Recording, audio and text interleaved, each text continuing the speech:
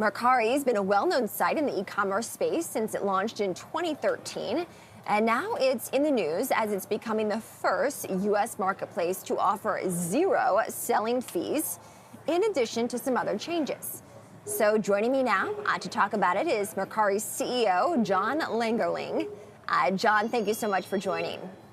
Hi, thanks for having me. I'm really happy to be here today to talk a little bit about Mercari and our new business model. We're very happy to have you as well. So let's walk through why you decided to eliminate the selling fee.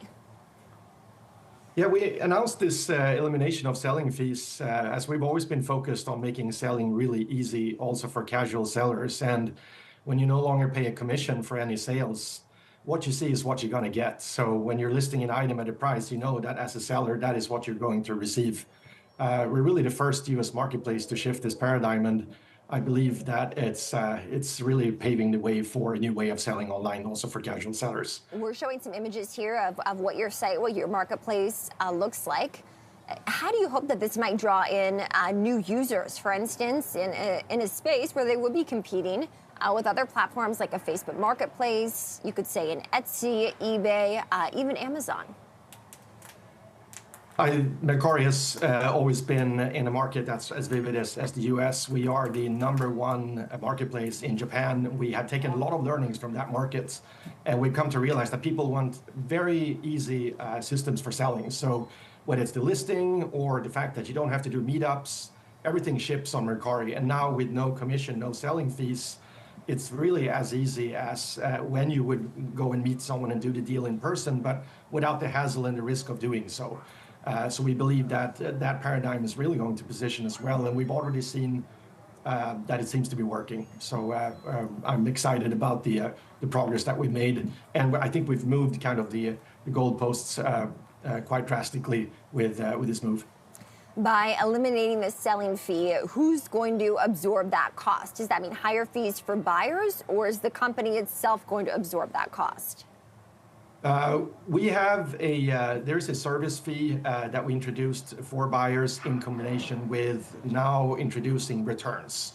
Traditionally, buying from a marketplace, anywhere in America pretty much, you are not able to return items unless they were drastically different than described. But I think consumers have come to expect items to be returnable when you buy online, because you're not seeing the item before you actually get it in your hands. So with this move, we are excited to allow buyers to buy things with confidence, and if for some reason the size was off, yes, you'll be able to return the item. And we believe that more than well is a good balance with this new limited fee, that it will be very competitive, as low as 5% that we are requesting as part of the checkout process with the buyers. I see. Is there concern at all, or is there data that shows you how a buyer would react to that with this introduction of a 5% fee on the buyer? No one likes fees, but the fact of the matter is that our items total checkout cost is usually lower than when you're buying from a big corporation, like big e-commerce player. And often these are items that sometimes have been gently used. So either they're items that are hard to find elsewhere because they're simply not sold anymore, or they're gently used so the price is much lower to begin with than if you would buy it completely new.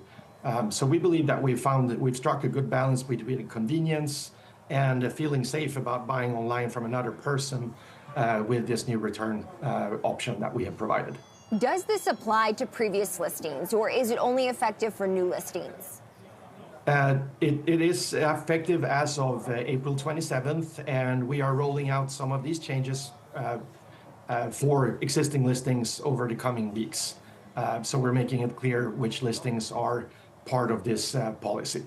What's the activity that you're seeing on your site now versus a year ago? It's a little too early to share. We are a listed company in Japan on the Tokyo Stock Exchange. It's a little too early to share numbers.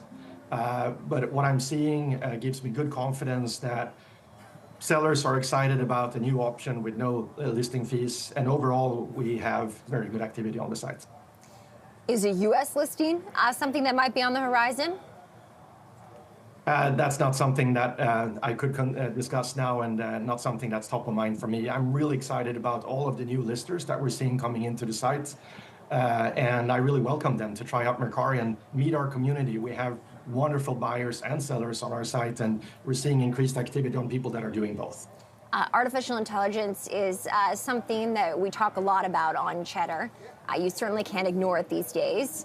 How is your company tapping into artificial intelligence, or how do you want to strategically use it for the business? I think both as individuals and as professionals, AI is top of mind for all of us. And as a business leader, for me, it's looking at how can AI help my teams be more efficient in the task that they have to delight more users with higher efficiency. Whether it's internal systems and processes or things that actually face our customers. We did launch, as you can see on the screen now, Merchat AI a little while ago, and it's basically a concierge that helps you find the very deep inventory that we have on the site or the app. You can certainly browse and search on Mercari, but when you do it with your sidekick, Merchat AI, you sometimes find things that you wouldn't on your own. So this is obviously an area that we want to continue to invest in. All right, John, thank you so much for joining. John's the CEO of Mercari.